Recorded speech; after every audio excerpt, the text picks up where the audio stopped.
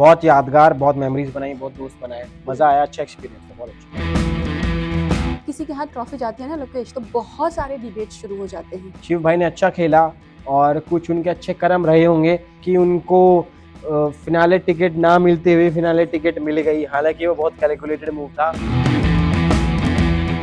Show के ना बहुत सारे साइड इफेक्ट हुए, लीगल नोटिस तक गई, गालियां, रेप थ्रेट, बहुत कुछ हुआ। How do see all this thing? मेरे को ऐसा लगता है कि जिन पे कुछ काम नहीं होता ना करने को, तो वो लोग ये सब बकचोदियां करते हैं। नोटिस डाल दो या ये कर दो या हमें तो पता, हम ब्लॉगर, हम यूट्यूबर, हम पे बहुत वो है, हम भगवान टच वुड, हम अच्छा कर रहे हैं यार। हम पे आइडियाज, हम पे दिमाग, हम कर लेंगे।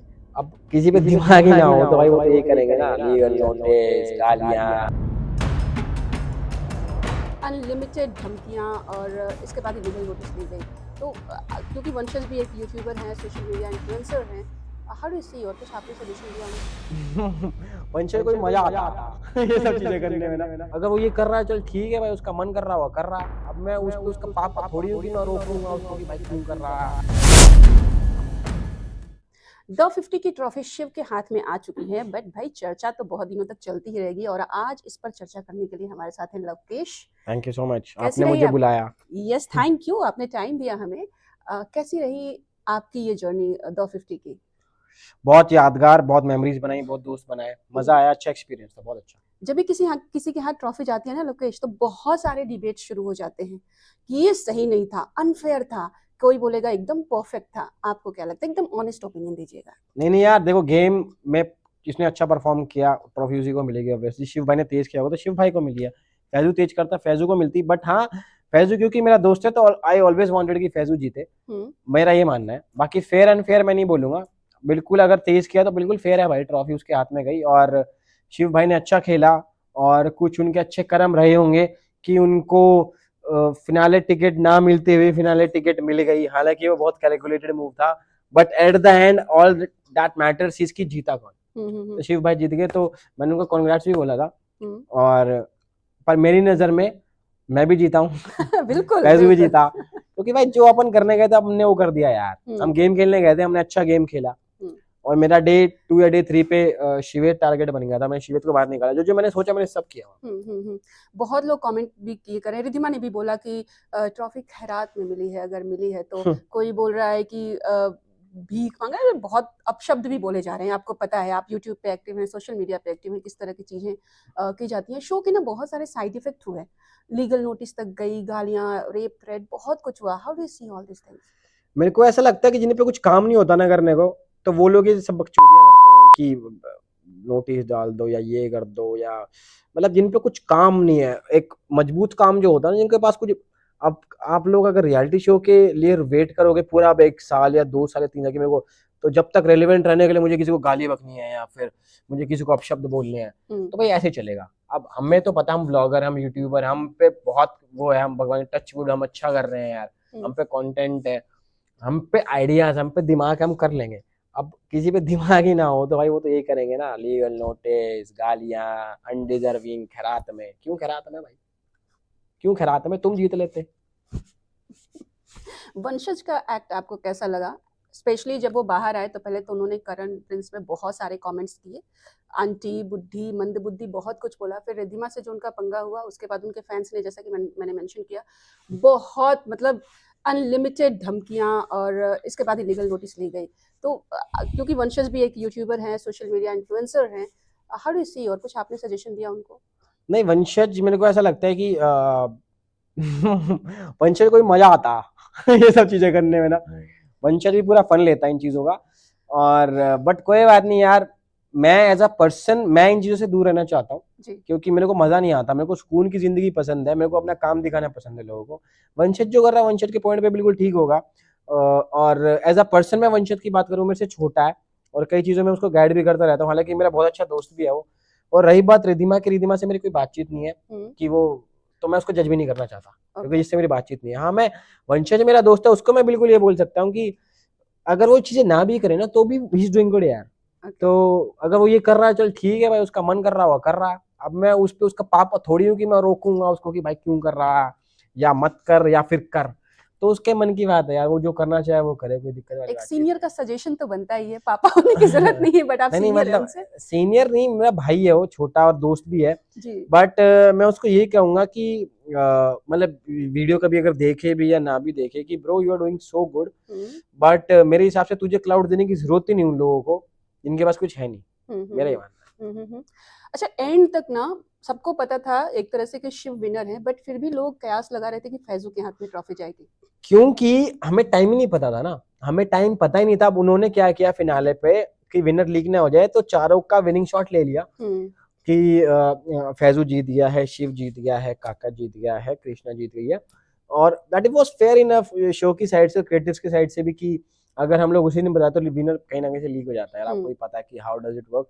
तो उन्होंने सही स्टेप किया, काफी अच्छा दिमाग लगाया। और क्योंकि हम पे ना फोन थे, ना स्टॉप वॉच थी, ना कुछ था, तो हमें पता नहीं था किसने किस टाइम पे किया है। हम सब अंदाजा लगा रहे थे कि यहाँ से जल्दी भगा, इसने पजल सॉल्व किया तो शायद शिव जीत गया या फिर शायद फैजू जीत गया।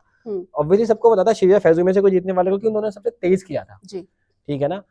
तो बट हमें भी पता था कि 22 तारीख को ही पता चलेगा, तो मतलब 22 तारीख को ही पता चला था हमें भी, हालांकि एपिसोड से पहले भी पता लग गया था, बट एक दिन मतलब थोड़े कुछ घंटे पहले कि शिव जीत चुका। बट हम अपनी आंखों से देखना चाह रहे थे यार एपिसोड में। अच्छा। मैंने एपिसोड ही जब चलाया जब ऑलमोस्ट विनर डिक्लेयर होने वाला था, क्योंकि मैं था नहीं उस टाइम पे असलियत में भी। जी। जब फिनाले टास्क परफॉर्म हो रहा था, मैं चला गया था थोड़ा, तबीयत सी खराब थी मेरी, तो मैं देख रहा मैं क्या पता फैजू जीत जाए भाई, फैजू जीत जाए, काश फैजू जीत जाए, बट कोई बात नहीं यार, फैजू शिव भाई ने तेज किया तो शिव भाई जीत गए, कोई दिक्कत वाली बातचीत नहीं। 50 लोग थे और एक 51% भी उसमें घूम रहा था, उसका नाम था एल्विश यादव। और वो आप भाई अपना हर जगह होता। एल्विश के क्लोज फ्रेंड हैं आप। हाँ। आपको लगता है कि अगर आपका गैंग कहीं रहे तो वो एल्विश के बिना अधूरा है? बिल्कुल अधूरा है यार। और हमको ये लगता है कि हम एक दूसरे का जितना भाईचारा हम बाहर निभाते हैं, उतना हम बिना कैमरे के भी निभाते हैं, कैमरा हो चाहे ना हो। हम लिटरली क्या पता हम आगे कुछ करें भी जिसमें सारे भाई भी हो, बट हाँ अधूरा तो है ही। हम घूमते घूमते भी तो सारे गैल ही चले, तो ऑब्वियसली अधूरा तो है ही। कैसा रहा आपका गोवा का ट्रिप? गोवा बहुत मजे आया हमें यार। मतलब हम सब 50 वाले गए हुए थे, मैं, फैजू, अर्चना थी, निक्की थी, अरबाज भी आता, पर अरबाज औरंगाबाद था। और कौन कौन था, दुष्यंत था उसमें, काफी लोग थे हम। तो बहुत मजा आया। हम लोग पहले शो के बाद कोई पहला ट्रिप था, हमने मस्ती करी, हम खाने पीने गए, बीच बीच पे घूमे, वीडियोस वगैरह बनाई, तो मजा आया। अब दोबारा जाएंगे, अब बॉयज ट्रिप ओनली होगा। कोई एड ऑन होगा इस ग्रुप में फ्रॉम 50? एड ऑन मतलब कि कोई? दूसरे लाइंस का? हाँ। मेरे को तो नहीं लगता। नहीं लगता? आपकी व्हाट्सएप ग्रुप में फैजू की शादी की भी काफी चर्चा हो रही थी। नहीं नहीं नहीं, नहीं हुई। जिसने भी बोला झूठ बोल रहा। नहीं मुझे पता है कि न्यूज भेजी गई थी और वहां पे थोड़ी सी चर्चा हुई थी हल्की सी। नहीं नहीं झूठ बोल रहा, बट जो भी बोल रहा। बट कुछ प्लानिंग वगैरह चल रही है? आप तो क्लोज यार वो तो वही बताएगा यार, क्या प्लानिंग चल रही है नहीं चल रही है। शो में कहता था कि शायद इस साल कर लेगा, बाकी पता नहीं। अच्छा, आपका ना यूट्यूब का नाम बड़ा मुझे इंटरेस्टिंग लगा। क्या करप्ट यूबर? हाँ, ये क्या, मुझे एक्चुअली जानना था। मेरा सवाल आपसे 100% ये था कि ये करप्ट क्यों है भाई? जब मैंने यूट्यूब कंटेंट स्टार्ट किया था ना, तो सब आधे लोगों का 80% लोगों को नहीं पता कि मैंने अपनी यूट्यूब वीडियोस बनाना 2016 में स्टार्ट कर दिया था। 2016-17 में, जब मैं कॉलेज में था। और मैंने बस कूल दिखने के लिए उसका नाम पहले रखा था द स्टूडियो। फिर मेरे को लगा कि नहीं यार कुछ मिसिंग है, फिर मैंने करप्ट यूट्यूबर रखा, और फिर करप्ट बस कूल दिखने के लिए, और फिर यू हटा दिया, करप्ट यूबर छोड़ दिया कि मैं कूल दिखूंगा, क्योंकि वो एज ही ऐसी होती है ना कि कूल दिखना है। और मेरे को पैसे से मतलब नहीं था, मेरे को कूल दिखना था, कॉलेज में फेमस होना था, इसलिए मैंने यूट्यूब स्टार्ट किया था। तो वो कूल दिखने के लिए किया था बस। तो ये कूल दिखने के लिए क्या ऐसे थोड़े से अपशब्द यूज करना जरूरी नहीं नहीं, इसमें करप्ट, इसमें अपशब्द क्या है? पहला वाला नहीं, उसमें भी अपशब्द नहीं था, वो लौंडे बोलते रहते हैं उसमें। किसी को मैं किसी की मेरे हिसाब से माँ बहन को गाली नहीं बकरा, और बस वो रख लिया था। पर मैंने वो जब तक रखा था जब 4 सब्सक्राइबर थे, ओनली 4। 5वें सब्सक्राइबर में मैंने करप्ट यूबर ही कर दिया था। ओके। एक चीज और मैं देखती हूँ, फुकरा इंसान, मैक्सटर्न, आपका यूट्यूब का अलग ही नाम है। सो ये कुछ पैटर्न है कि कुछ नाम अलग रखना है? जैसे आप भोजपुरी फिल्मों में भी देखेंगे ना, तो निरहुआ है, कल्लू मैंने सुना है, इस तरह से लोग ना अपना एक उपनाम रखते हैं सर, अलग से एक नाम उसको स्टेज नेम कहते हैं। और मेरा ये लगता है कि सबका अपना नाम होता है, बट थोड़ा क्रिएटिव दिखने के लिए या थोड़ी अलग पर्सनैलिटी या एक चैनल का फ्लेवर देने के लिए वो नाम रखा जाता है। मैंने फ्लेवर देने के लिए नहीं रखा था, मैंने तो बस कूल दिखने के लिए रखा था। क्या पता फुकरा ने क्या सोच के रखा, वो तो वही जवाब देगा। मैक्सटन ने क्या सोच के रखा, वो जवाब दे पाएगा। मेरा जवाब ये है कि मैंने कूल और कॉलेज में फेमस होने के लिए रखा है। पॉपुलैरिटी 17 में, 2017 में। हाँ पॉपुलैरिटी बढ़ी थी कि नहीं उसके बाद? हाँ, मैं जब कॉलेज में था ना, मेरे को ऐसा लगता था कि मेरे 500 सब्सक्राइबर जब हो जाएंगे ना, तो मैं बहुत फेमस हो जाऊंगा कॉलेज में। मेरे 10,000 भी हो गए जब भी फेमस नहीं था मैं। तो बट मजा आया था। तो फेमस कब हुए आप? फेमस हुआ जब मैं मतलब फेमस वाला नहीं, बट लोग जब मेरे को मिलने लग गए थे, जब मैं प्रैंक वीडियो शूट करता था। I used to go to Connaught Place CP में। ओके। और जब मैं कॉलेज कर रहा था 4th ईयर में, मैं क्या करता था, 5 दिन कॉलेज जाता था, और जो वीकेंड होते थे वहाँ पे दिल्ली जाया करता था शूट करने। मैं गुड़गांव रहता था, मेट्रो पकड़ के हाँ। सैटरडे संडे शूट करता था, और अगले फ्राइडे को वो वीडियो खुद एडिट करके डालता था। तो जब मेरे 1 लाख सब्सक्राइबर के आसपास हो गए थे ना, तो बीच बीच में लोग मिलने लगे थे, अरे भाई आप प्रैंक बनाते हो ये वो। जैसे कई बार मैं प्रैंक शूट कर रहा होता था, तो पहले स्क्रिप्टेड प्रैंक्स नहीं हुआ करते थे। तो जैसे मैं उनको कैमरा दिखाता था ना कि देखो भाई कैमरा हाई कर दो आप, तो जब भी आज लोग समझते कि हाँ भाई आपकी हमने देखी, तो उस टाइम पे मेरे को लगा था कि हाँ आप थोड़ा पीक पकड़ने लग गए हैं, इसको कंटिन्यू करना लाइफ लॉन्ग। Okay okay. कोई ऐसा वीडियो जो आपको याद है जिसने आपको रातों रात चमका दिया था? रातों रात कोई भी किसी को नहीं चमकाता, बट हाँ एक वीडियो था जो मेरा बहुत वायरल गया था, जिसमें मैं बैगर बना था, एक भिखारी का रोल प्ले किया था मैंने सीपी में। तो वो यूट्यूब पे 23-24 मिलियन गया था। ओके। मतलब, और वो 23-24 मिलियन में से अब है वो 23-24 मिलियन, वो 12 मिलियन 2 दिन के अंदर चला गया था। तो उससे मेरे 2-2.5 लाख सब्सक्राइबर बढ़े थे एक रात में। तो वो भाई 2-2.5 लाख सब्सक्राइबर करने में मुझे 2 साल लग गए थे। और जब एक दिन में बढ़ते हैं ना, तो इंसान पागल हो जाता है ना? कि ये कैसे हो गया भाई। क्या और रिएक्शन था? सॉरी। मेरा रिएक्शन यही था कि bro this is the video भाई। तो उसने एकदम से 2.5 लाख से 5 लाख सब्सक्राइबर कर दिए थे मेरे 2 दिन के अंदर। हाँ। और फेसबुक पे हो गई थी 60 मिलियन। भाई साहब 60 मिलियन! हाँ फेसबुक पे ज्यादा चली थी, और मेरे चैनल से नहीं डाली थी भाई, वो किसी और ने डाल दी थी। हाँ। और उसने उसका रिवेन्यू भी लिया था। आज तक नहीं पता वो चैनल किसका था भाई, खूब पैसे खाया उसने मेरे यार। हाँ। बट कोई बात नहीं। फिर मेरे को जब पता लगा कि प्रैंक्स स्क्रिप्टेड होने लग गए हैं, लोग अपने एक्टर्स बुला के प्रैंक्स करते हैं, तो मेरे को ऐसा लगा कि इससे चेंज कर लेना चाहिए। फिर मैं व्लॉगिंग करने लग गया। अच्छा। तो आप अपडेट होते रहते या हैं टाइम के साथ? इवॉल्व होना बहुत जरूरी है, वरना आप मेरे को लगता है रेलिवेंट नहीं रह पाओगे। द 50 वर्सेस बिग बॉस, कौन सा आपको बेटर लगा? मेरे को द 50 ज्यादा बेटर लगा। क्यों? क्योंकि 50 में ज्यादा लोग थे, तो आपका ज्यादा इंटरेक्शन और ज्यादा लोगों से आपकी मतलब दिमाग ज्यादा चलाना पड़ रहा था इसमें। मेरे को ऐसा लगता है बिग बॉस में भी दिमाग चलाना पड़ता था, पर इस वाले में भी आगे बेटा वही गया है जिसने दिमाग चलाया है। अगर वो लोग पहले निकल गए, चाहे कितना स्ट्रॉन्ग परफॉर्मर हो, तो भाई तुमने दिमाग ही नहीं चलाया, वरना तुम भी आगे होते। मेरी अलायंस में, मेरी कोर अलायंस में फैजू, लक्ष्य और रजत, हम 4 थे, और चौथा मैं। मेरे अलावा उन तीनों की फर्स्ट प्रायोरिटी कौन था? मैं। लक्ष्य की मैं, रजत की मैं, फैजू की मैं। समझ रहे हो? हालांकि मेरे भाई हैं वो चारों ही, तीनों ही मतलब, बट समझ रहे, दिग्विजय जैसे पहले चला गए। जो कई लोग बोलते हैं, वैसे इंटरनेट पे ये बात चलती है कॉन्वर्सेशन की, भाई डिजर्विंग लोग थे वो पहले निकल गए। अरे भाई दिमाग चला लेते तो नहीं निकलते ना। दोस्ती क्यों नहीं करी उन्होंने, बातचीत क्यों नहीं करी? उनके पास भी तो सेम मौका था अपने अलायंस बनाने का, दोस्ती करने का, जितना हम पे था। एक शो में आके कोई बड़ा छोटा नहीं होता, सब सेम होते हैं भाई, सब सेम होते हैं। एज वाइज चाहे कोई रिस्पेक्ट चलो दोगे आप, कोई बड़ा हुआ तो ऑब्वियसली आप रिस्पेक्ट से बात करोगे, बट ओहदा सबका सेम हो जाता है क्योंकि प्लेटफॉर्म सेम है। किसी का एक्सपीरियंस ज्यादा होता है किसी इंडस्ट्री में, किसी का कम होता है। बट मेरा ये मानना है कि वहाँ पे आप बाद में जाके बहाना नहीं निकाल सकते कि वो तो उसके पास तो ये एक्सपीरियंस था। अरे भाई तुम भी तो सेम स्टेज शेयर कर रहे थे ना जो वो कर रहा था। करेक्ट। तो आपने क्यों नहीं चलाया दिमाग यार? लड़कियां थोड़ी फिजिकल स्ट्रेंथ की वजह से वीक पड़ी आपको लगता है? नहीं यार, लड़कियां तो मेरे से भी तेज थी भाई। कृष्णा ने मुझे खींच दिया था यार एक टाइम पे, क्योंकि लक्ष्य मेरे को पीछे से पुश कर रहा है। मैंने कहा लक्ष्य साथ चलना है यार। लक्ष्य ने क्या करा, मेरे को धक्का दे, मैं हवा में था भाई 2 सेकंड के लिए यार। ओके। तो लड़कियां खूब स्ट्रांग थी, कृष्णा, नेहल, आरुषि, सारी लड़कियां स्ट्रांग होते हैं मेरे को लगता है। ओके, बिग बॉस से जब लोग बाहर आते हैं ना, तो हम देखते हैं किसी ने घर खरीदा, किसी ने गाड़ी खरीदी, बहुत सारी लैविश चीजें दिखती हैं। द 50 के बाद आपकी लाइफ में क्या चेंजेस आए? मैंने थोड़े ये चीजें राज रखना स्टार्ट कर दिया यार। मैं मतलब काफी चीजें खरीदी मैंने, खरीदने से अच्छा मैंने दोस्ती कमाई वहां पे। बाकी खरीदने का आपको पता लगता रहेगा यार, क्या पता बहुत जल्दी आपको कुछ दिख जाए। वो मैं स्पेशल ओकेजन्स पे रिवील करना पसंद करूंगा। ओके। जो चीज खरीदी या नहीं खरीदी। ओके।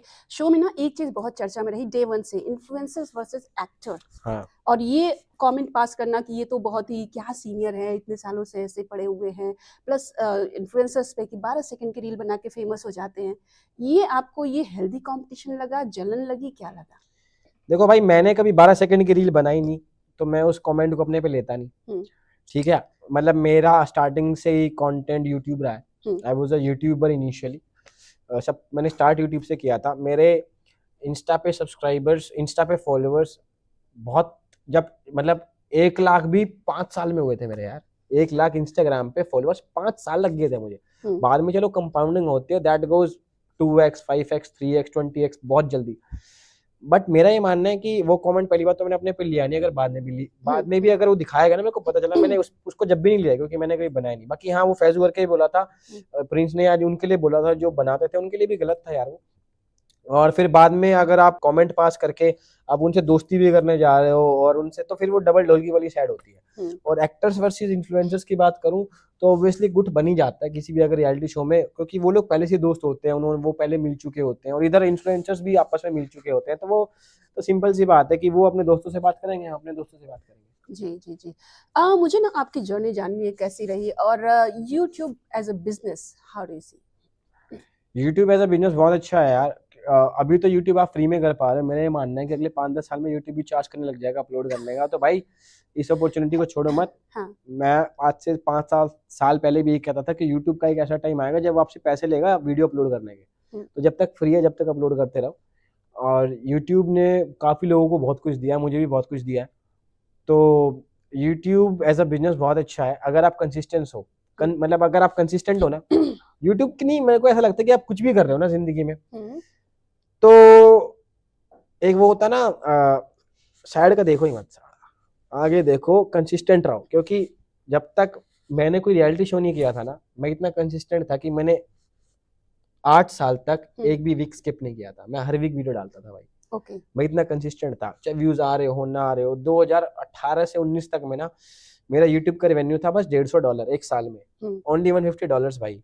फिर भी मैं वीडियोस बनाता था, क्यों? क्योंकि मुझे कंसिस्टेंट रहना। $150 एक साल में कितने होते हैं? $150 90 का चल रहा है ना अभी, उस टाइम तो 80-70 का था शायद, तो 9,000 रुपए भी नहीं होते मेरे हिसाब। 9,000 रुपए मैंने एक साल में कमाए थे, एक साल में भाई। तो बहुत कम होता है, ज्यादा नहीं होता। और मैं हर शूट पे खर्च करके आता था मैं भाई। मतलब ये नहीं कहता कि मैं बहुत ही वैसी फैमिली से आता हूँ। मैं मेरे फादर साहब जो है, उन्होंने अब वीआरएस ले लिया, वो एक टीचर रहे हैं अपने टाइम पे, तो ऐसी कोई, और गुड़गांव में थोड़ा किराए विराए का भी साधन होता, तो बिल्कुल वो नहीं था। बट हाँ, जब खुद की चीजें आप करते हो ना तो उस चीज में अलग फील है, मेरा ये मानना। तो बिजनेस एज अ यूट्यूब को अगर बिजनेस लेके चलोगे तो कंसिस्टेंट रहना अगर आपको पसंद है तो ही करना। Okay okay. कभी मन हुआ कि ये छोड़ के जॉब करना है मुझे, जब जॉब? आपने $150 एक साल में, हाँ। आई मीन बहुत स्लो है ना? नहीं, मेरे को मेरे फैमिली वालों ने बोला था उस टाइम पे, क्या ना, खर्चे भी नहीं होते थे मेरे। अगर आप कमा नहीं रहे तो खर्चे भी नहीं होते ना। अब मैं बाइक पे जा रहा हूँ साकेत, वहां पे मेरे यार दोस्त हैं, मेरा जो शूट कर रहा है वो मेरा दोस्त ही है, एडिट मैं खुद कर रहा हूँ, तो शूट एडिट का खर्चा बच गया। जी। कैमरा मैंने एक टाइम पे मैंने बस की फीस से ले लिया था 40,000 का, तो मेरा खर्चा कुछ भी नहीं था। और प्रैंक्स में क्या खर्चा आता, मेरा खर्चा बस वो होता था जो मैं शूट पे जा रहा हूँ खुद खाना और दोस्तों को खिलाना, 500 रुपए दिन का। और हफ्ते में एक शूट होता था, तो मतलब मेरे महीने के 2,000 रुपए खर्च हो रहे हैं शूट पे। महीने के 2,000 है तो साल के होते हैं 12 टू 24,000 रुपए। मैंने 9,000 कमाया, बाकी मेरी पहले की सेविंग्स थी तो मैंने उसमें से खर्च कर दिए थे। ठीक है ना, तो फाइनेंसिस भी मैं मैनेज करता था। पर वही है ना, जैसे मैंने बैगर वाली वीडियो बताई आपको, जी जी जी जी। तो आपका एक ऐसा पॉइंट आता है फिर बाद में कि आप जो आपने पहले किया है ना उसको एकदम से मिल जाएगा आपको, मतलब कि मजा आ जाएगा, चमक जाएंगे हाँ। सितारे। बट आपको क्या रहना, आपको कंसिस्टेंट रहना। तो मेरा ये ये मानना बहुत ही अच्छे टिप्स मिली आपको, वो भी फ्री में। इतने अच्छे एक्सपीरियंस्ड यूट्यूबर बोलूं, बिजनेसमैन बोलूं, जो भी कहें, या जो भी आप पसंद करें। हाँ, जाते जाते sorry, what are the next, ये तो मैं पूछना ही भूल गई, अगले कौन से शोज हैं आपके जिसमें हम आपको देखेंगे? अभी अप्रैल में कुछ अलग ही आने वाला है जिसको किसी को नहीं बताया, तो अप्रैल में वेट करना। बहुत अच्छा कुछ हम टेढ़ा मेढ़ा करने वाले हैं। और शो, रियलिटी शोज की बात करें तो अभी अपना जब मेरे को मेल आता है ना यार, जब मेल आता है, मैं जब रिवील करना पसंद करता हूँ, तो मेल आने दो उस चीज का, फिर मैं रिवील करूंगा। बट हाँ, आने वाला है बहुत जल्दी कुछ। Thank you Lokesh, thanks.